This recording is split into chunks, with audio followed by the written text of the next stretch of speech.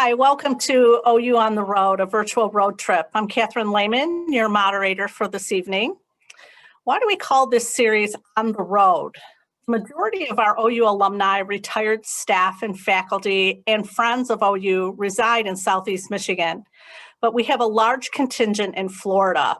So each year, the president goes on the road to our friends in Florida, bringing faculty presenters to enrich our guest experiences. Due to COVID, we couldn't go to Florida this year and created this series of virtual events, therefore a virtual road trip. We hope you enjoy all the presentations that were offered this week. A panel will be speaking tonight. We'll be taking questions following the presentation. To ask a question, use the Q&A icon at the bottom of your screen. You can ask questions, type them in at any time throughout the presentation. You can address them to any one of the speakers if you would like, or keep them general for everyone to answer. They will take the questions and have discussion after all presenters are finished. Whenever we have a presentation with a guest speaker, there's a reminder to give, and that is the views and opinions expressed in this program are those of the authors and do not necessarily reflect the official policy or position of Oakland University. Oakland University fully supports the First Amendment. So I'd like to introduce our hosts for this evening. Anthony Galena is the Director of Philanthropy for the School of Education and Human Services. A two-time alumni of Oakland, Anthony has earned a Bachelor of Science in Marketing and a Master of Education in Higher Education Leadership. Anthony has served Oakland University for nearly 10 years, having split his tenure in recruiting, serving undergraduate admissions, and in fundraising, serving university advancement. Anthony, are you with me? There he is. Welcome. All right. Hello. Thank you, Catherine. Take it away. Thank you. Good evening, everyone, and greetings from Poly Hall, the home of the School of Education and Human Services. I was hoping tonight you'd see a picturesque, beautiful, crisp evening on campus, but the sun set a little bit too quickly. But we're excited that you're here tonight. And on behalf of the School of Education and Human Services, I want to welcome you to this virtual event. I'm proud to introduce our speakers for this evening. And just a reminder, their full bios of the esteemed faculty can be found on the OU on the Road website. With that in mind, let me introduce to you our faculty presenters for this evening. Dr. Cindy Carver is currently in her 10th year at OU. She is an associate professor and department chair of teacher development and educational studies, and currently serves as co-director of teacher preparation. Dr. Danielle Agaki is currently in her 5th year at OU. She is as an assistant professor in the Department of Teacher Development and Educational Studies. Dr. Patricia Bills is currently in her 2nd year at OU. She serves as the Elementary Teacher Education Program Coordinator and teaches courses in science education. And Dr. Anthony Toof Francis is currently in his 9th year at OU. He is an associate professor in the Department of Teaching and Development and Education Studies and lead faculty of History and Social Studies in Secondary Education program. It is now my pleasure to welcome our first speaker, Dr. Cindy Carver. Thanks, Anthony. We are so very happy to be joining all of you this evening. So thank you for giving an hour of your evening to us this evening. We represent a small but amazingly talented faculty and staff working to prepare future teachers here at Oakland University. We are working together to design new and promising approaches to teacher preparation. And we believe strong schools are the foundation of strong communities. And we further believe teachers are at the center of what makes schools work. So tonight we have what we're going to try and do is take the mystery out of teacher preparation for all of you. And to that end, we have 3 goals. One is that you will gain an appreciation for the complexity of preparing the next generation of teachers. 2, that you'll recognize OU's leadership for teacher education reform. And 3, that you will be advocates for strong public education, including the university preparation of teachers for those schools. So before we uncover all of that complexity with our programs, we want to introduce you to our teacher prep programs at OU. Our students have multiple pathways to becoming a certified teacher, and that is both at the undergraduate and the graduate level. And we have additional programs in development. As a note, we have 700 plus students enrolled in teacher preparation at Oakland University. And while enrollments have dropped nationally, OU's loss has been significantly less than state and national averages. And for that, we are very proud. Finally, these programs that we have span 3 departments and 4 offices within the School of Education and Human Services, including disciplinary support from our colleagues in the College of Arts and Sciences. Thus, teacher preparation is truly a university-wide endeavor for us at OU. And you'll quickly note we're very proud of our work in teacher preparation. We frequently share with our students that we're not interested in preparing average teachers. Our goal is to prepare outstanding, excellent teachers. Moreover, we aim to be the #1 teacher preparation program in the state of Michigan. And I don't say that shyly. That is something that we truly aspire to. Some points of pride for us. First of all, one that we like to really highlight recently is this past spring, just as COVID led to some lockdown, stay-at-home orders, we had our 7-year accreditation review, and we received the top rating that they provide. That was the spring of this past year. This is something that a very small number, single digits numbers of teacher prep programs around the country receive. So we're very, very proud of that. We also have a legacy of clinical placements and partnerships. If you are a practicing or a retired teacher or administrator on this presentation tonight, you'll know that we have long been known for our very deep relationships with local schools and the quality of the teachers that we've prepared. We are currently a state leader in the adoption of core teaching practices. This is something TÜV is going to tell us more about in a few minutes. And as a result, we are also a founding member of the Michigan Teacher Education Network. We are also always looking at ways to innovatively approach the preparation of teachers.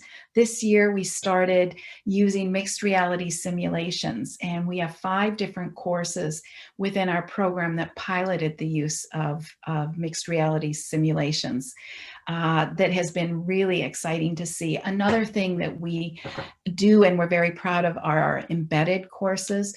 We have a number of courses students can take in local schools where they get to work with local teachers and students as well as their faculty members. In addition to that, we have a very high student retention rate. I'm told that we have one of the highest on campus, and our graduates are highly sought after by area districts. But all of that said, teacher preparation still faces some daunting challenges. One, too many of our teachers enter teaching without the content knowledge, practical skills, and professional dispositions needed for students to thrive. Those same teachers enter schools often ill-equipped for working within an educational system that fails too many Black and Brown students and their families. And we know this because teachers continue to leave the profession too soon. It's estimated that anywhere from 30 to 50% of new teachers leave within the first 5 years. And that revolving door is not good for our profession. So where exactly do we start with teacher preparation, and what shapes the curriculum of learning to teach? For the purposes of tonight's presentation, we'd like you to think about 3 primary influences on teacher preparation: state and national expectations, the socio-political forces that are surrounding us in our lived experiences, and then also the vision of our faculty. So let's look briefly at each. Teacher preparation is guided by state and national expectations, and these include CAPE, that's our national accreditation, which I just mentioned. Also, state superintendent of schools Right now we have a top 10 in 10 plan. You might be familiar with it. It started with our former State Superintendent Brian Whiston, and it's been carried forward by our current State Superintendent Michael Rice. These are 10 strategic goals that we want to accomplish in our state in 10 years. And part of that has kickstarted, the 10 in 10 plan has kickstarted some pretty significant changes to teacher preparation in Michigan. And the biggest is that we're going from a certification process where teachers generally decided, I want to be an elementary teacher or I want to be a secondary teacher. Now we're moving to a grade band certification system where teachers can choose to certify at the early L level, at the upper L level, at the middle grades level, which we've never had in Michigan, and then also at high school. But in addition to that, we have teachers that can now, or students that can now choose to be certified teachers from birth to kindergarten.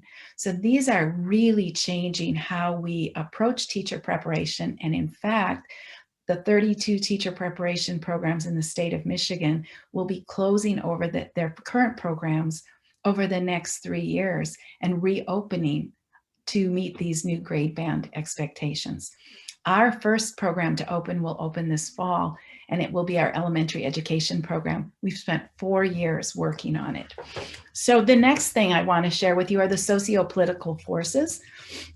And so there's another slide here. There you go. I want to mention first the COVID-19 pandemic. There has been so much talk in the news, rightly so, about how it's impacted education. So one of the ways we know it's impacted is that we are now seeing parents engaging in new and different ways. We're certainly seeing the use of technology in new and different ways. And social emotional learning. There's so much talk about what we are going to need to be able to do when students are back in the classroom, and how we meet the wide range of their needs as the whole child. And then we have to also mention everything this summer with George Floyd's death and the protests that came after, the Black Lives Matter movement. We can't ignore that in our schools. Our schools are a microcosm of our communities, and we have to take that into consideration as we're designing our programs. And finally, the teacher shortage. We know that there is going to be a need for teachers that is going to grow. In fact, it's grown with just the pandemic alone over the next few years. And we have to be preparing teachers that are ready to go and ready to take on, in some cases, leadership roles in their schools. I want to end with this idea of faculty vision, because that's really where we're going to take you today in this presentation. And so our faculty bring expertise and vision about the work of teacher preparation. Danielle's going to share thoughts about equity and justice and how that is so critical and foundational to the work we do as teacher educators. Patty's going to talk with us about how we connect and partner with our schools so that our students have authentic experiences of learning to teach before they're actually taking their first teaching position. And in addition to that, Toof is going to talk with you about skilled practice and connected to the core teaching practices. All of us are going to be really highlighting for you the importance of coherent programming. We know from the research that when teachers take a very systematic, planned, intentional program of study, they are better prepared to go into the schools and make the kind of difference we know they need to make. And that is what we're excited to share with you tonight. So with that, I'm going to turn it over to Danielle. Take it away, Danielle. Thank you, Cindy, and thank you everyone for being here with us tonight. So I have been the lead on what we've called the 2020 vision for actually my whole career at Oakland. So we've been working to redesign our program, as Cindy's already explained to you. And one of the biggest things that was an imperative for me in this work is that our teachers would leave Oakland with an explicit commitment to social justice and equity. And there's a number of reasons for that. Part of that is this graphic can show you here is that there's really a huge demographic divide between those who are teaching and leading in schools and the students in those schools. And when you have a demographic divide like that, when you have a mismatch, you have issues of implicit biases and systemic racism that work their way into schools. And so because of this mismatch, we wanted to ensure that social justice and equity would be centered in all of the work we do with our pre-service teachers at Oakland. Historically, underserved communities always lack teachers with experience. Generally what happens is they hire who they can hire at that particular moment in time. They are often understaffed with substitutes, serving all year long. And with these inexperienced teachers, they tend to have low expectations. They often have low-level instructional practices simply because they're not prepared when they enter these schools.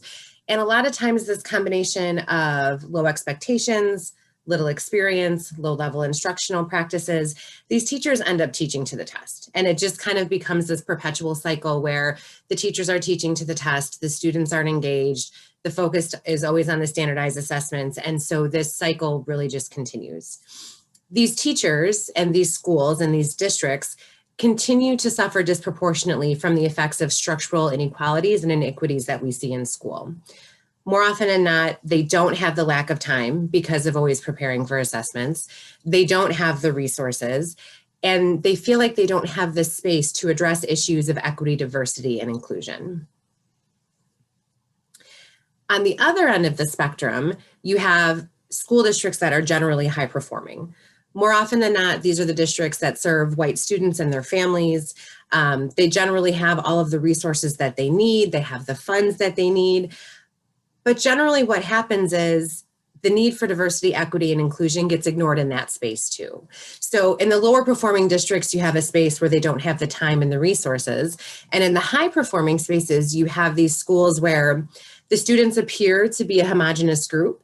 And so there's the thinking of, well, we don't need to do that kind of work here because, we all look the same, so we don't need to talk about that stuff. And when that happens, these structural iniquities that we see and these systemic problems that we see, they just perpetuate over and over again. And so in the high performing districts and in the low performing districts, both ends of the spectrum, you still have the same result. There's a lack of focus, there's a lack of preparation, and there's a lack of teaching through an equitable lens. And so you see it happening in all of the districts. So with that in mind, our new elementary education program that is really excitedly starting in the fall, we have an explicit commitment to preparing well-started beginning teachers to become transformative educators in the field, no matter what type of district or school they choose to work in. So with that in mind, as we were designing the principles, we knew that in addition to all of the other skills and knowledge and practices and dispositions that our pre-service teachers needed, we needed them to have an explicit commitment to social justice and equity. So we needed to make sure that all of these things that we knew were important for pre-service teachers, the theory and the practice and the dispositions, that those would be written into our new program. So when we were designing this new program, we have 5 guiding principles. And the best part about this new program is that these principles will follow the students throughout their time with us. So rather than having one course where they study this one thing and then they move on and then the next course studies this different thing, all of these learning outcomes and all of these commitments will follow throughout all of their classes. So the first one is focused on the development of their knowledge. So we're worried about their knowledge, their skills, and their dispositions because all of those are foundational to their professional career trajectory. The next one we're concerned about, and part of what Patty will talk to you about, is that all of our teacher candidates experience authentic practice-based learning opportunities, and that these learning opportunities are coherent, that they're scaffolded within contexts of well-aligned coursework, and that all of the fieldwork that happens is within a deep collaboration between the university and our stakeholders. The next one that's underlined there is where a lot of my work comes in, and that's that all of our candidates will learn about and engage in equitable teaching practices throughout the program. And again, this is so that they can enter the field ready to become transformative educators for social justice. The fourth guiding principle in our new program has to do with the technological environment that we're dealing with now more than ever. And so this program outcome says that we're going to prepare our teacher candidates to thrive both as learners and as teachers in 21st century learning environments. And this includes leveraging technology to engage, enhance, and extend learning. And this piece of technology really is a social justice and equity issue as well, because we have to make sure that not only do students and teachers have the technology that they need and that they have the access that they need, but that they know how to use it, right? And so they have to know how to leverage their voice through the proper use of this technology. And then the final program principle that our students will follow throughout their time with us is that we're going to make sure that we work to assess our teacher candidates across a range of knowledge, skills, and dispositions so that we can not only measure what they need, but we can support what they need. Our goal at Oakland is to work to constantly support our pre-service teachers in their growth and in their development so that when they go out into the field, we're proud of who they are and we're proud to say that that's another educator who's devoted to social justice and equity. So these core principles that I've been talking about, again, our students will see them throughout every course in the program. And they really work to find the balance of the content knowledge that our teachers need, but also the specialized knowledge that somebody needs for teaching. You know, when we go to school, we've all been to school, we tend to assume that we know what it means to be a teacher, and we don't. And so at Oakland, we're going to make sure that our pre-service teachers leave us with that specialized knowledge for teaching and that content knowledge. But we're also going to make sure that this commitment to social justice and equity, yes, it's an explicit commitment at Oakland and for many of us personally, but it's also a commitment in Michigan. So the Michigan Code of Educational Ethics supports all of the work that we're doing with social justice and equity. And so when our students leave us, they'll be able to speak to future employers and say, yes, I'm ready to uphold my responsibility to my profession, to my students, to my school community, and that I'm ready to be competent and ethical. And all of that will work to support Oakland's commitment and the Michigan Code of Educational Ethics. And so in order to help our students engage in this type of work, we need resources that will allow us to engage in critical conversations, not just inside the classroom, but outside of class spaces. We want to make sure that we can work with community members, we can work with experts in the field, we can work with in-service teachers, and bring together all of these voices to keep having these critical, important conversations to keep this work going. Because the work of social justice and equity in education, it can't stop once they graduate from Oakland. And so with that in mind and the idea of a clinically rich program, I will hand it over to Patty. Thank you, Danielle. Welcome, everybody. I'm really glad you're here tonight. As was stated before, all of what we do is really in partnership with our local school districts, and that's what we call our clinically rich program, is to bring together the clinical setting in which they will learn to teach with the work that they are learning to do at the university level. We've all been in schools as students before, but meanwhile, our teachers negotiated several often competing priorities in feats of moment-to-moment decision-making while drawing upon a vast array of knowledge and skills. And most of this, indeed all of it, was invisible to us. So our job as teacher educators is to help the invisible parts of teaching become very visible to prospective teachers. Teacher education programs provide the knowledge and skill base so that our novices can learn to do what we saw our teachers do seamlessly. But these two contexts, the K-12 school that they'll work in and the university where they're learning to work there, are sometimes in competition with each other.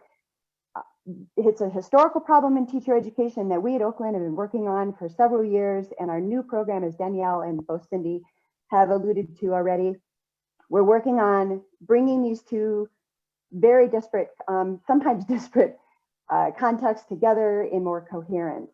And so this is one of the, I want to explain a little bit more about what that means. So for example, people preparing to be teachers in the university setting, they're going to courses as university students, they have full lives with families, lots of responsibilities on their own, but they're also juggling coursework, their own content knowledge that they need to be teachers, their teaching skill, the core teaching practices that the state of Michigan and indeed other universities across the nation are asking our teachers to have in their pocketbook before they leave. Their state certification tests they have to pay attention to, academic standards, our own program requirements here on the university campus. As I mentioned before, their own personal lives, their social emotional health, their own personal identities, which again gets back to a little bit about what Danielle was talking about, and any extracurriculars they're involved in. Meanwhile, when they're in schools working with teachers and children, there are other priorities there that they're needing to juggle and pay attention to. Students and families, their own mentor teachers they're working with, economic and social inequities, principals and their expectations, the standards of the school and the school district, assessment, the list goes on and on. These things are often in competition with each other because previous to this time in our history as teacher educators, we've not had seamless conversations across these contexts. So the work we're doing here at Oakland is to try to bring these two together. We've known this phenomenon for a long time in teacher ed. So a foundational solution has been to place candidates in classrooms as early as possible so that they can learn to do what teachers do by being there, apprenticing with them. And teacher ed has long grappled with how to smooth over for novices the often competing perspectives between the university and the K-12 school. The teacher ed program at OU has been innovating new ways to solve this problem. And so we have designed what we call a clinically rich program. First, it's important to note that all of our faculty started their careers as classroom teachers, all of us in this presentation today, and all of the people we work with on OU's campus. We believe in teachers, we believe in classroom teachers, and we maintain close partnerships with teachers and administrators with whom we work in the entire Metro Detroit area. That's very central to the work we do. We cannot highlight that enough. Clinically rich programs such as ours prioritize the learning that teacher candidates can and ought to do in close apprenticeship with experienced teachers in their classroom. Some of the outcomes that we know from research are reflected on this slide. Those are candidate increased knowledge and skills. They're more effective earlier in the careers than they ever were before when we bring these two communities together. There's an increased likelihood of retention in the profession, as Danielle alluded to earlier. Retention is a very important part of bringing experience to schools, and that's better for kids. Increased likelihood that K-12 student performance then improves after that point.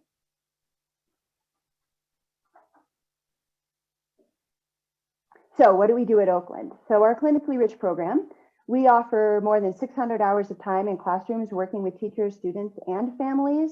Our elementary and secondary candidates spend this much time and more in the classrooms throughout their entire program. The elementary candidates get 2 certifications in our new program, as Cindy alluded to in the opening part of the presentation tonight.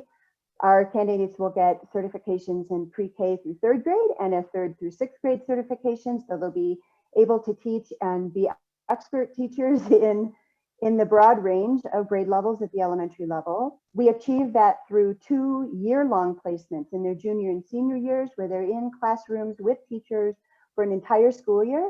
I'm sure that many of you have noticed, if you've been working in schools before or have familiarity with schools, that practicing teachers, or student teachers as we used to call them, come for just a few months at a time in the traditional setting. What we're doing differently at OU is having students become, or our candidates become, a part of the teaching context for an entire year, to see the entire breadth of the children's growth over time, and to practice in an extended relationship with a mentor.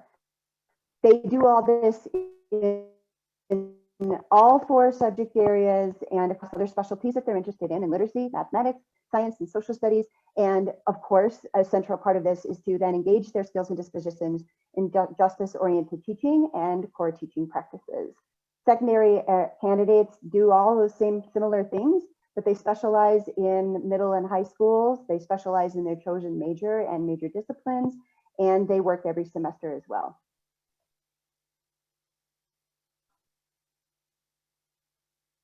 So I just wanted to briefly outline 2 keystone initiatives at OU and how we engage our school partners in bringing together the university and the P12 school system. So we have worked on for several years these 2 initiatives here. One is the K-12 Advisory Group. I'll explain that more in a moment, and the Mentor Teacher Liaison program.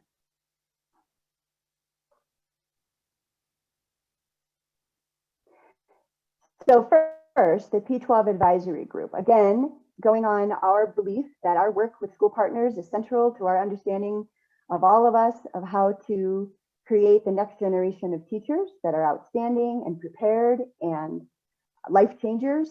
And our work is to work closely with those P12 school partners and administrators and teachers. We bring these groups of people together several times a year working with our OU teacher education faculty, administrators, support staff. And we've had these ongoing meetings 3 or 4 a year since 2017. And we work on problems of practice. We work on the questions we have about what's important for teacher education students to know at any given time. The advisory group gives us support and advice about what we're not seeing in schools, because we're not there every day. University faculty live on campuses, even though we go to schools. We need this relationship in order to understand coherently what's happening in both places.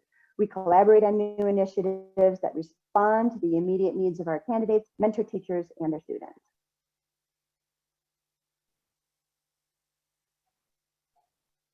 And then the last part of our program, in getting closer to the problems of practice and working very closely with our P12 collaborators, is through our elementary and secondary liaison programs. Liaison for us means a practicing teacher in a building who is working as a mentor teacher for our candidates, who also helps other mentor teachers do their work. So they liaise between the university and their setting in their own school. And in the secondary program, this program started in 2017. The elementary program started this work in 2019. We're continuing this work through our COVID time, where we're meeting virtually and talking to each other as often as possible. Basically, what happens here is that small groups of mentor teachers partner school work with OU faculty, develop a shared understanding of novice teacher development and practice-based teacher education. We develop a common language and instructional tools for both mentor teacher educators and OU faculty. And we offer mini conferences on our campus for practice-based teacher education. And with that, I will turn it over to my colleague, Dr. Francis. All right. Thank you, Dr. Bills. Thank you so much for listening. And I'm just going to dig in a little more on the coherence problem that Patty talked to us about. So there is basically, this is the sort of model of teacher education we've had for many, many years in teacher ed. There's two spaces. There's a university and there's the field school. And in one side, we teach them at the university disciplinary training and educational theory and cultural and identity formation and latest methodologies. And then they go out to the schools and they learn classroom procedures and classroom management and all this practical application and the everyday coaching of interns. But we've often learned, and what Patty alluded to and talked about, is that we've had more of a baton model for many years, where we do our part, then we pass it to you. We pass it to the field school, and they do their part. And so, to be clear, both sides do very powerful work. The university and the field school do very powerful work. The problem is not what's happening separately, but that they are separate. They have different and often opposing goals of teacher learning. Interns then are forced to navigate this situation, right? It's almost like having two parents that don't get along, right? Who do I listen to, mom or dad? And they're often caught inside this sort of vortex. And they have to try to figure out how to navigate this situation, okay? Now, this mess you see on the screen here, this is actually, believe it or not, this is my dissertation conceptual model from 2012. And the reason why I'm showing you this is just to show you how long I have worked to try to fix this problem. In the middle, the blue circle in the middle is an intern, and they're caught between two very different worlds. The top is the university and the bottom is the school, and both sides are pulling on the interns. All their different cultural differences, the way they see things, the area of education, we use different words for everything. Different schools use different words. There's not a lot of professional coherence as a profession. So as someone who studies teacher education for a living, I assert that this is the biggest problem with where we are now and where we want to be, to fill our schools with well-trained teachers. And that is not to say teacher education has not done a fine job up to now, but for teacher education to reach its potential, we need to solve this problem, okay? We need to create an experience for intern teachers that is consistent and sustained across time, where both places, the university and the field school, work together. We can no longer function as separate entities. This has limited the effectiveness of teacher education. The university and the field schools need to work together for interns to be prepared together, where the ideas, based mostly on research, can be built across these spaces, across professors and teachers. Now, there are two distinct systemic areas of breakdown when we try to build this system. The first one is university faculty, me. What's my problem? Well, my problem is, in our old model, I had 50 interns. You can hit it and go forward once. In the old model, I had 50 interns in 50 different schools. I could not be in these schools. I couldn't learn about their children and their culture and the community of their school. And as a result, when I would teach my class, I would have to provide all these general research-based teaching theories, but I couldn't dig into their kids, their schools. Novices need more than I could give in my university classroom. Now, that's not to say what's happening in my university classroom is bad. It's actually quite good. I mean, if I do say so myself, but it's not enough to give general teaching theory. When novices are learning, they need to know how to apply. Now, on the other side, the school-based mentors, the teachers who take our interns. I have to tell you, I was a 10-year veteran teacher. Teachers are already overworked, underpaid, and sick of their profession being mistreated. No one understands how hard teachers work, except teachers. Their nights are filled with planning and organizing. Their weekends evaporate. You want to ruin your weekend? Assign an essay, and then you have 100 essays to grade. As a university faculty, I cannot ask teachers to donate more of their time and energy than they already have. So, what do we need?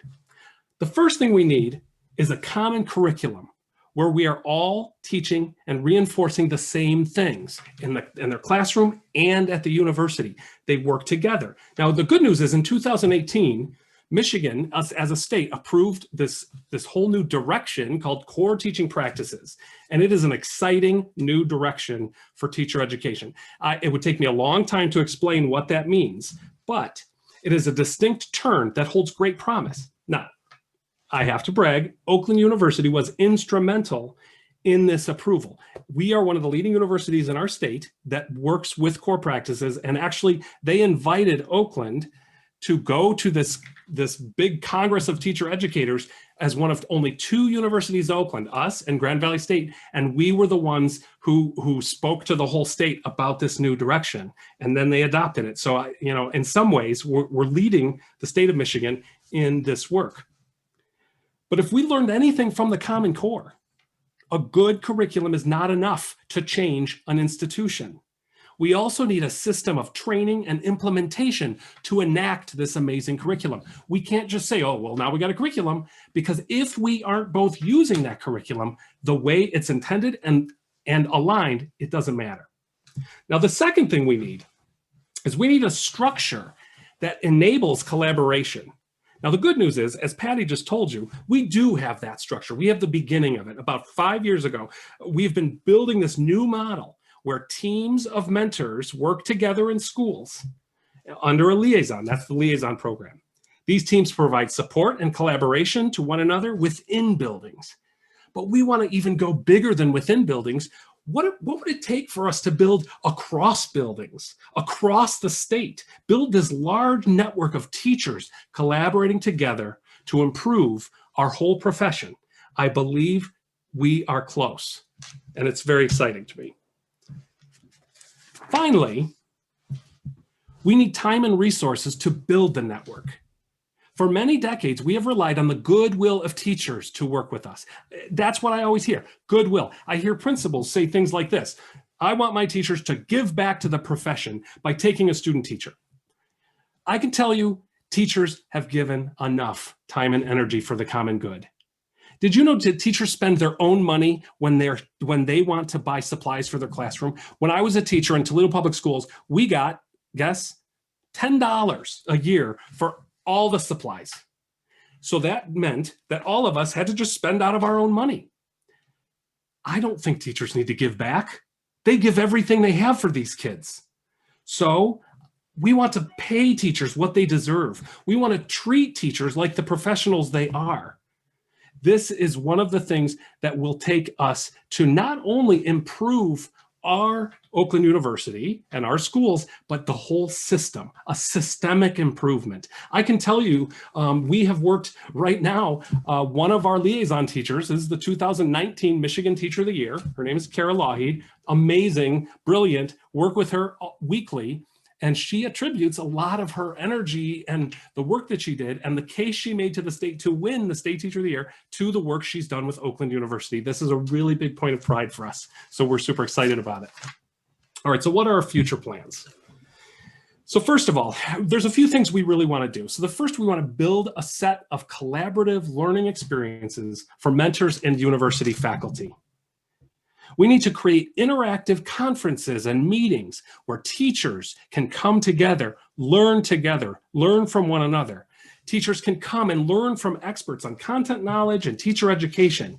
And then teachers can share their knowledge and experience with these experts so we can continue to build this model. So we need these collaborative learning experiences where teachers come and are paid and are treated like the real professionals they are. Okay, the second thing we hope is that we can come together to develop tools for intern development that all of us can use together, and that we can develop better coaching together, coaching expertise. No mentor teacher is taught or trained how to be a coach. That is a whole different skill. We actually have to work with these mentors, and they work with us so we can all get better at coaching interns. If we leave it to teachers alone, there won't be the same attention to cutting edge research because that's not their job. That's a professor's job. If we leave it up to professors, everything is so darn complicated that nobody can use it. That's just the nature of what we do. We are just overly complicated. They temper us, we temper them, and it's that working together that builds these tools. Finally, we need to give true leadership opportunities to these teachers. We are redesigning our whole program. We're redesigning a teacher leadership program that can produce systemic change.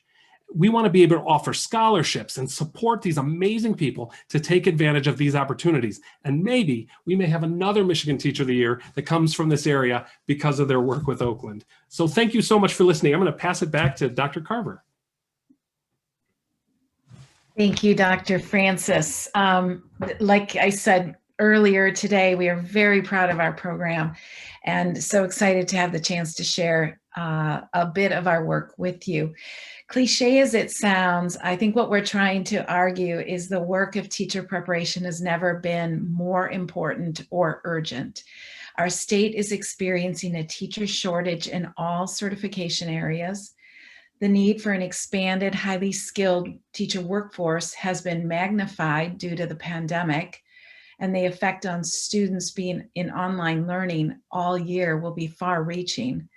And finally, we have an obligation to ensure all of our state's children get the education they deserve. There is so much schools can do to address the inequities and injustice that is highlighted so dramatically this summer. So returning to our goals for this evening's presentation, we hope you now have a greater appreciation for the complexity of the work of teacher preparation. It always looks so seamless and easy on the other side of the desk when it's done well. We hope that you have a greater awareness of how OU is responding to the needs and why we are becoming leaders in this work. And we further hope that you will be advocates for strong public schools and for the university-based teacher preparation needed to staff those schools. And with that, I'm going to turn it over to Anthony Galena, who will help us with some question and answers. And all of us on the panel will be coming back to you with our video and our mics. Thank you, Dr. Carver.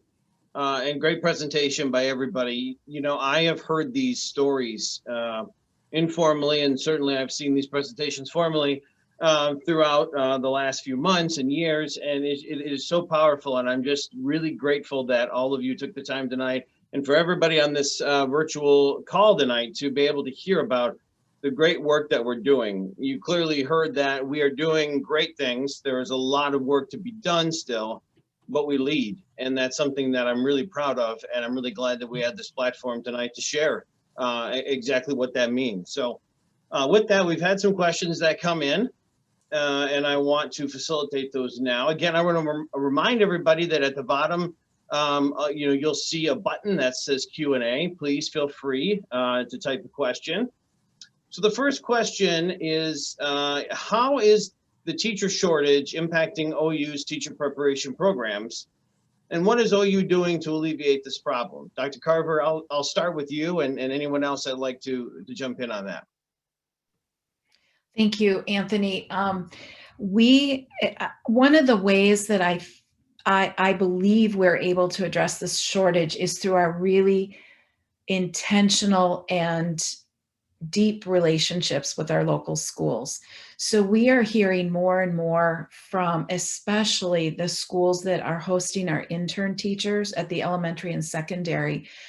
We have these openings. Can we work with you to move a student teacher or intern into a full-time position within the school, because they're familiar with the students, they understand the way we do things.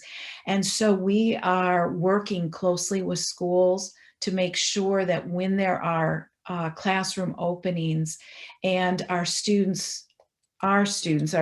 prospective teachers are really ready and they've completed the requirements that the state has and that we have for them, that we can facilitate their moving into those positions. So we're also getting a lot of requests on the front end from schools and districts that we work with asking, what can we do to partner together? Can we create some pathways?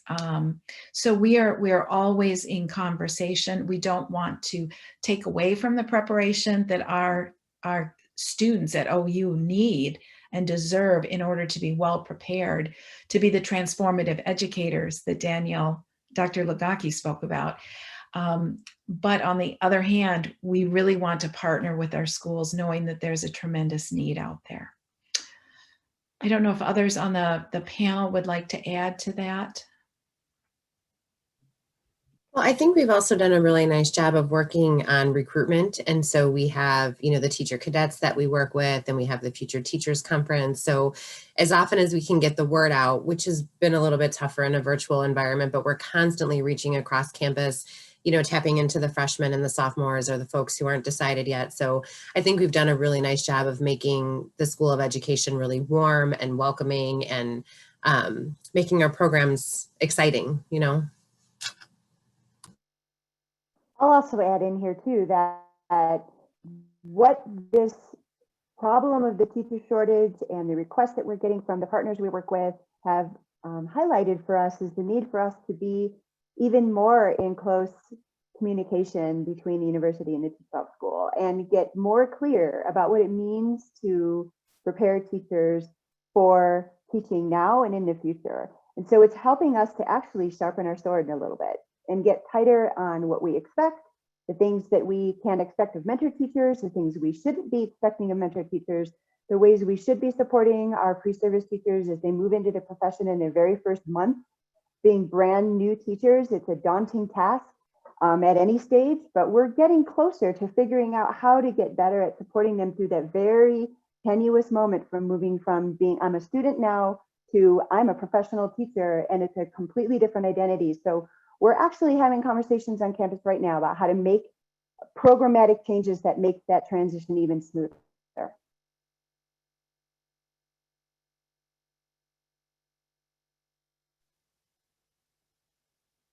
All right, our next question is inevitable, but it's very important considering the pandemic that's been going on now almost a full year.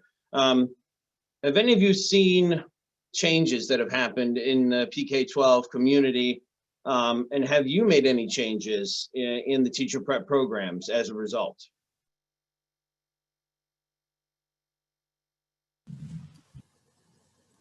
Anybody want to jump in on that?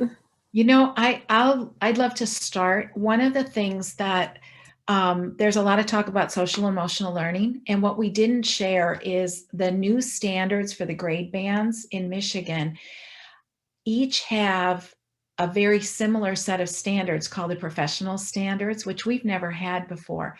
And those professional standards highlight social emotional learning. They highlight equity, diversity, and inclusion.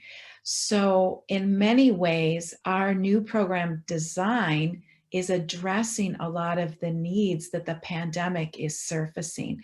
So I think when I have conversations with my colleagues here and others that we work with on campus, I think we all feel pretty strongly that our program is quite responsive to the needs of the whole child, that is being surfaced as a priority as our schools open up and kids return to the classroom. But I'd be curious if my colleagues here have additional thoughts. I think on a almost a very simple level, I think as instructors, we've had to think about our instruction as well, because to me, we're always modeling what we want to see our students do, right? So we had to be innovative. We had to change up what we do. You know, it wasn't just recycling another syllabus. We had to learn new tools and learn, you know, what worked and what crashed and burned. And just, to me, it's always a level of vulnerability and transparency with our students, because that's what I want them to go out and do in the classroom. And I think we've had to have real honest conversations about sometimes a lesson doesn't work, you know, when you go out into the field, sometimes things aren't going to go as you plan. But I think it's been an interesting situation for us as well to work to model for them what they can expect as they go into environments that who knows, you know, what the virtual level might be like in a year or 5 years. So I think that's been not a challenge, but I think it's been something that has been on our minds.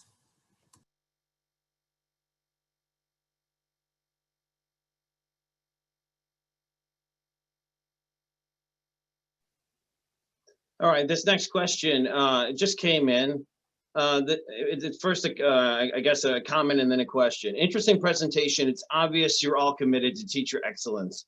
What can we as the OU community do to advocate for your program and its students? I'd like this one, if that's all right.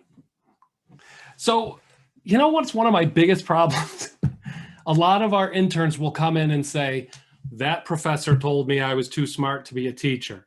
My mom told me not to become a teacher. Like, we have to stop that narrative. There is so much pride, so much power, so much influence in being a teacher that we can just, I can tell you, I had a lot of choices with my life, and I became a high school teacher, and I don't regret a day. I don't regret a day. And I tell you, I don't think I could have built, I'm still getting emails from students I taught in like 1997. Saying how much people have looked for me. And I'm not saying I'm some magic guy. Any high school teacher will tell you this happens to them, or even elementary school teacher. But this is the kind of job where you can impact people's whole life. And so what we need is to switch the narrative. So if I could ask one thing from our OU community, it's just to change the narrative. You are brilliant. You know what you should do? Be a teacher, because they need you. So that's one thing I think we could do. Toof, you said exactly what I was going to say. Just value the profession and elevate it as a true profession, not anybody can be a teacher, or, oh, you're on your 7th major, try teaching, right? Like, really elevate it to the status that it deserves. Fantastic response. All right, next question just came in as well. So many of the interns have added support and value to the P12 setting because of their ability to be flexible, as well as their technology knowledge. So I think that was more of a comment, but does anybody want to comment on that comment? Yeah, I mean, I actually agree that there are a lot of times our intern teachers will go and teach the mentor teachers new things. And that's kind of exciting. Although it would be better if our mentor teachers were actually able to coach, because they were familiar with what the things we're learning. But I can say we really have worked hard and long, and still continue to work. How can we make our interns an asset to buildings, not a draw. Like, we want our interns to be, buildings want our interns because it makes their building stronger, makes their building more cohesive. I'll also just add that I think a lot of that comment also came out of our recent learning around what happened when school shut down in last March. And that our students were in the middle of their student teaching semesters. They had been in the classroom with kids and now they're not. And they quickly rose to the challenge. We heard from all of us here, met every week with others who are working on this problem with us. And we heard from those who work closely with the schools and those in schools who talk to us weekly, that our student teachers and our candidates were making huge improvements in the transition from live person-to-person teaching to online teaching because of the kind of flexibility they have. They're complete rock stars.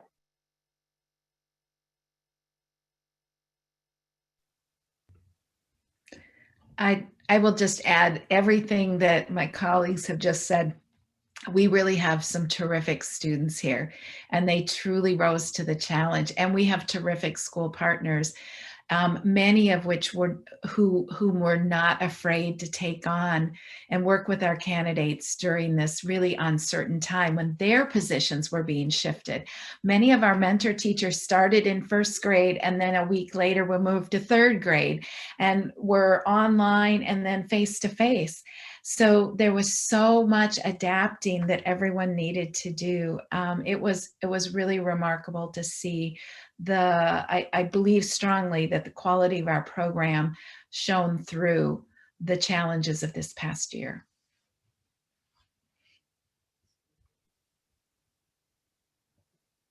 All right, it's almost 8:02, so we have 3 minutes. So I'm going to put all of you on the spot. This is the last question, but I want each of you to respond. And then we'll go into closing remarks. So my daughter is a junior in high school and wants to be a teacher. Why should she consider OU for an education degree over other universities in Michigan? Dr. Carver, I'll. All right, I want to share something that I haven't mentioned tonight, and that is at OU, we have an amazing faculty that builds a quality relationship with our students. Our students are not numbers. They are known well by our faculty. And if your junior comes to us, becomes a senior and then comes to us to be a teacher, they will be personally supported through the program by some amazing faculty, of which you get to see a few of them today. Yeah, I want to talk about that. I worked at, I'm a Go Blue guy my whole life, University of Michigan. But I'm telling you, if I was to send my kid to school and I'm not just saying this because I work here, I would send them to OU over the University of Michigan because they'll work directly with me, lead faculty. Sometimes at the bigger universities, you don't even meet lead faculty. You work with graduate students the whole time you're there. But at Oakland, you work directly with the experts. Your daughter, will work directly with the experts in this field and we will spend distinct and specific time with her. So that is one, I think that's a selling point that can't be beat by the big universities. I think what I'm going to say probably echoes what Cindy and Toof said, but our entire department, our entire faculty and the other departments we work with, we genuinely care about our students and we work to support them and we work to make sure, what are you struggling with? What do you need? How can I help you? Let's make some connections to the other courses you're taking. And I think that leads to my next point, which is we're really on the cutting edge of teacher education right now. We're putting into place in the fall what folks are just starting to work on now. And that took us 5 years to do. So in the fall, these programs are going to be what nobody else in the state is doing. And so not only are they going to have that hands-on real relationships, but they are also going to have the best of what teacher prep programs have to offer right now. All right, so the person who goes last always says this thing that y'all said everything I needed to say and wanted to say from the very beginning of hearing that question. But I will just add, my personal story is that I was teaching in a university outside of the state of Michigan. I'm a born and raised Michigan girl. I taught in Michigan for my entire teaching career, left and came back to OU because of this program. So I wanted to teach here because of the innovations that I had heard about, and I just couldn't resist the chance to leave. I was in a job I loved. I was not on the job market. I was not looking for something different. But as soon as this position came open for me, I jumped at the chance.